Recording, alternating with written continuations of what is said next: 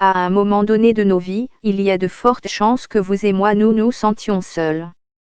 C'est un problème qui fait l'objet d'une grande couverture médiatique en ce moment. Le Royaume-Uni a même un nouveau ministre de la solitude chargé de travailler avec tous les services gouvernementaux pour résoudre ce problème.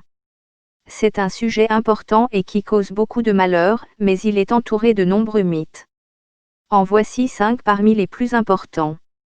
La solitude est sans aucun doute de plus en plus visible, mais cela ne signifie pas qu'un pourcentage plus élevé de personnes se sentent seules aujourd'hui par rapport à il y a quelques années.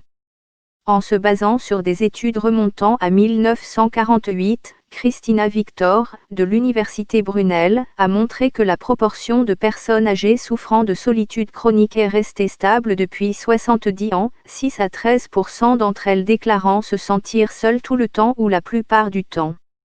Mais il est vrai que le nombre réel de personnes seules augmente simplement parce qu'il y a plus de monde.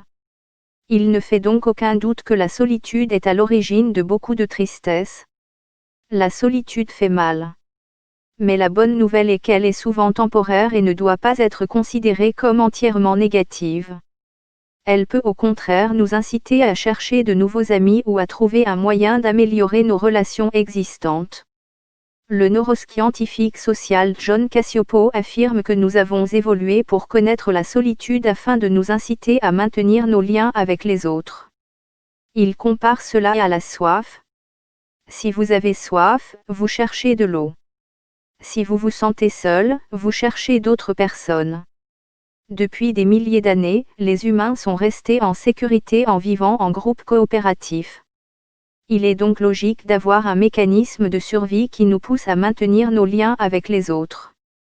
Bien que la solitude soit généralement temporaire, il est vrai que lorsqu'elle devient chronique, les conséquences peuvent être graves.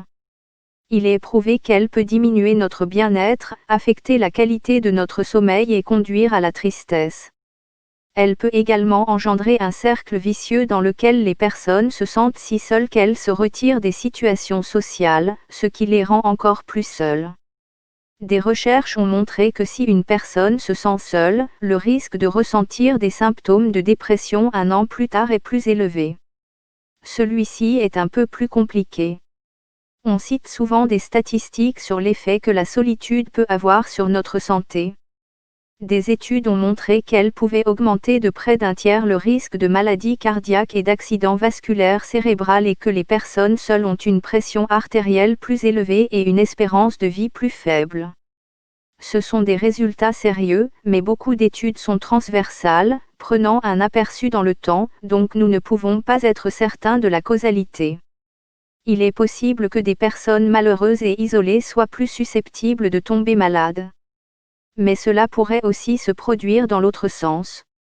Les gens pourraient se retrouver isolés et seuls parce qu'ils ont déjà une mauvaise santé, ce qui les empêche de se socialiser.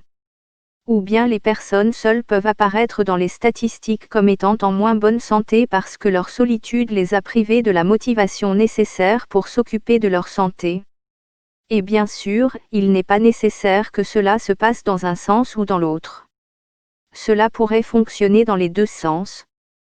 La solitude est plus fréquente chez les personnes âgées que chez les autres adultes, mais dans son étude sur la solitude tout au long de la vie, Pamela Calté, de l'Université de Manchester, a constaté qu'elle atteignait également un pic à l'adolescence. Parallèlement, des études montrent que 50 à 60% des personnes âgées ne se sentent pas souvent seules.